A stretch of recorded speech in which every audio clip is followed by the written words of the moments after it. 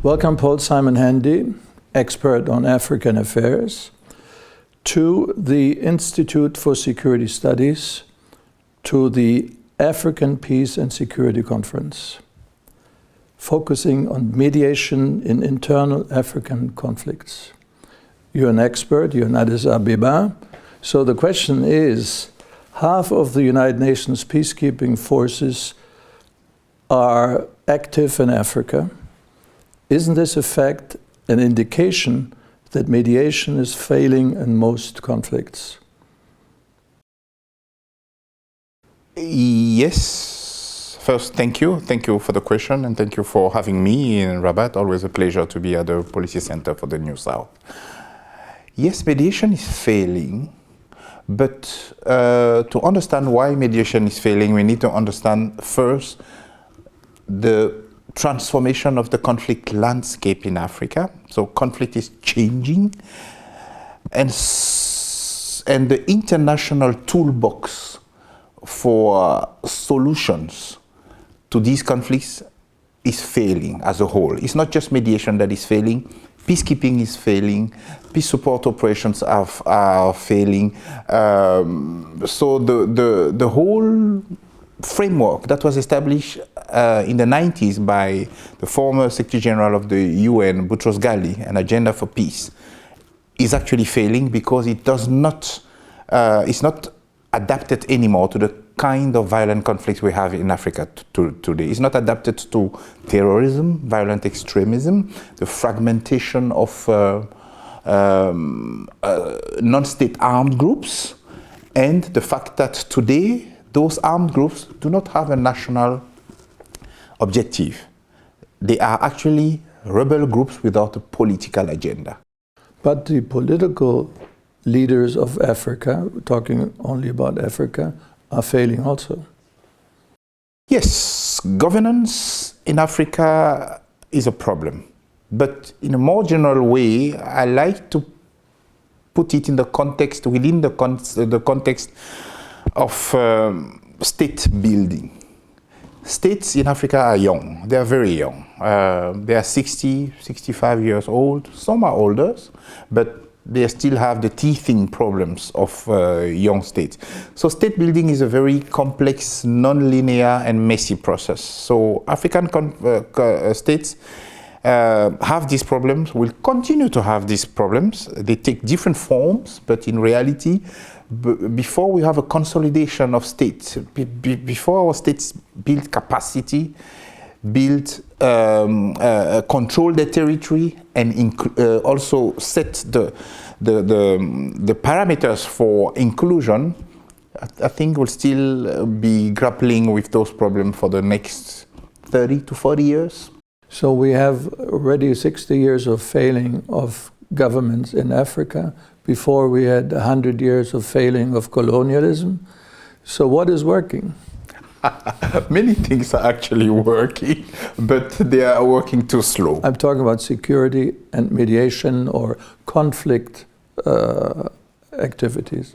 Many things are actually working. To be completely honest, not everything is doom and gloom. You know, what is working is the small little initiatives that are being taken at the local level, where most of the conflicts are being solved by communities, very often not in the limelight, the public limelight. So we don't see it, you know. And those conflict prevention mechanisms generally are very efficient, but you know, the problem with conflict prevention is that when you prevent a conflict, you don't see anything. So actually you are successful when nothing happens. That's a bit of a visibility problem of conflict prevention. Yeah, but it's like peacekeeping forces. If there's no war, it's wonderful. Yeah, but what do they do if the shooting starts at Lebanon, Israel? They can only defend themselves and peace has gone. Peacekeeping is at a crossroads. Peacekeeping is is contested because peacekeeping has evolved massively over the last decades. Today there are lots of discussions in New York, in Addis Ababa, in Brussels to bring back peacekeeping to what it used to be in 1958, namely interposition between two belligerents. But in reality, that's not what you have today. Yeah, but now you just, the people on the ground, they're just passed by missiles. Exactly, and warring parties are not two state armies. You actually hardly have armies. What you have today, the belligerents are non-state armed groups, completely fragmented with very local agendas, no national agendas. How do you bring them to sign a peace agreement? Yes, tell me. And once they sign a peace agreement, how do you bring them to implement it? It's extremely complicated. So that's why those peace agreements often fail, because the people you sign them with do not abide by any international rules or law. They just don't know about it. Even if you bring them into government, first of all, it's highly contested by the population. And then the question of justice also comes. Do you bring criminals into a government as a way of buying peace? Sorry, but the African Union does not function in the sense of peacekeeping or peace bringing. The United Nations isn't. The United Nations Security Council isn't. The Vatican isn't. So who is giving you the feeling, you said before, there are lots of good things happening, but there are many more wars than good things happening?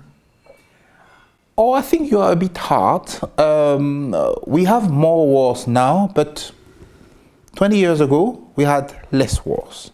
So it's a cycle. What happened? Many things happened, but I think conflicts in Africa do not happen in a vacuum. They happen in a global context. The global context is insecure. Now, we have huge transformations taking place at the global level, and they have direct implications on and in Africa. Higher rivalries between big and even medium powers in Africa.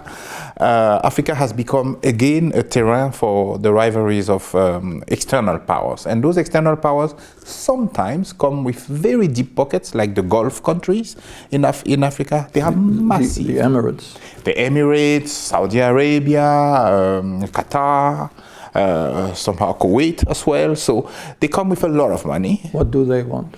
Very good question. They want several things. And you must also know that they do not come with a unique agenda. They come with several agendas, compete with each other, sometimes bitterly, arm and fund different warring parties. So they actually do proxy wars in Africa.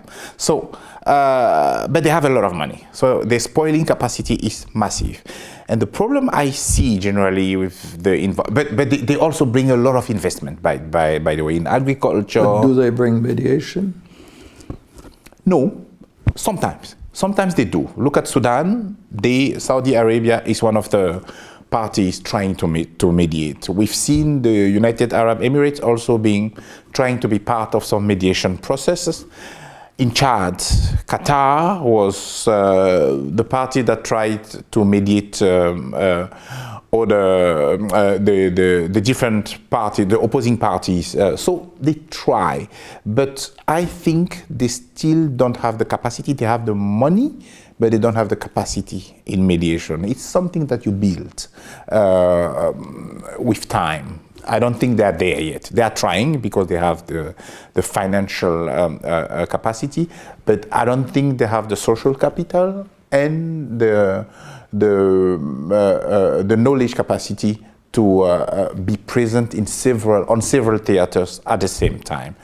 Let me ask you a final question, because we don't have that much time. The final question is, in the conference here, which just finished, there was argument that Africans should mediate for Africans or with Africans because they know the territory, they know, as you said, the regions, they know the customs, history. Is it true, or would you rather argue somebody totally far away from Africa should go into that? If that somebody far away has the knowledge of the culture, knowledge of the processes of the people, why not?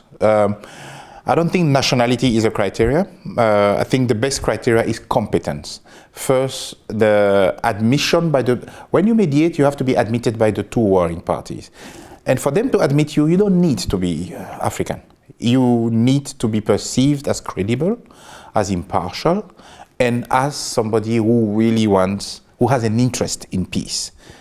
It can be an African, but I don't think that nationality is a sufficient criteria. Sandy, thank you very much. Thank you very much. Great pleasure.